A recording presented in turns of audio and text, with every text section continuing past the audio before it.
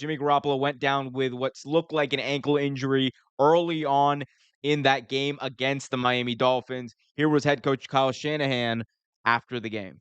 That's season ending. Yes.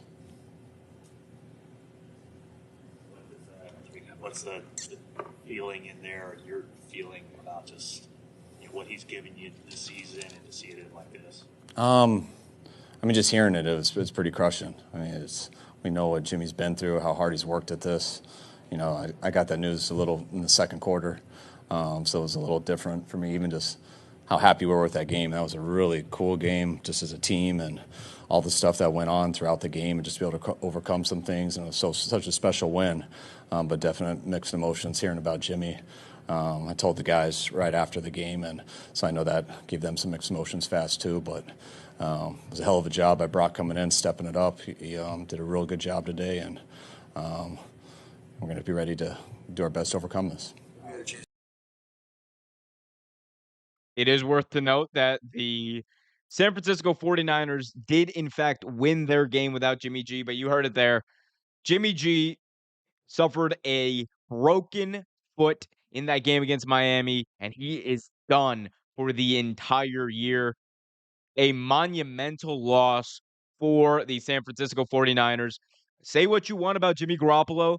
This is a guy that when he is the starting quarterback of this team, he wins and he goes on deep playoff runs. That is a fact. Whether or not we want to give him full credit of those playoff runs, that's fine. He is not an elite quarterback and he should not be viewed as an elite quarterback. He's a very good to great quarterback, but that's besides the point.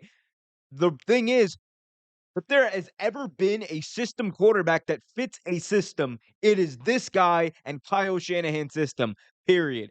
That's like not even up for debate. Jimmy Garoppolo, like they needed Jimmy G. I don't care what anyone says. This year, the way this team was getting hot, they have won 5 games in a row. And I want to give Brock Purdy all the credit in the world. Brock Purdy came into this game in very questionable circumstances and very hard circumstances, and he went 25-37, 210 yards, 2 touchdowns, 1 interception. Not bad for a young buck, not bad for a rookie, not bad for a kid who didn't think that he was going to be playing today. Yet the Iowa State standout came in, did his job. We will see what he can do next week against Tampa Bay, a team that really, I'm telling you, do not think that he's going to have the same amount of success this week or next week as he did this week. Because when you get a young quarterback on film, it's way, way different the next week. Anyway, moving on, though, back to Jimmy G. This is a big loss for the San Francisco 49ers. This was a guy that they could not risk losing. And again, I say this with a caveat. Jimmy G fits this system better than any quarterback would. When they lose him and they lose his stability and they lose his the fact that he had just been there. Jimmy G, year in, year out, has been there for this team. And when he is not the guy, they don't win. Doesn't matter who you have a quarterback. Trey Lance, they don't win as much. Nate, God bless Nick Mullins. They don't win as much with Nick Mullins. CJ Beathard, whoever, the list goes on and on. You guys get the deal. Jimmy G wins football games. Other quarterbacks don't.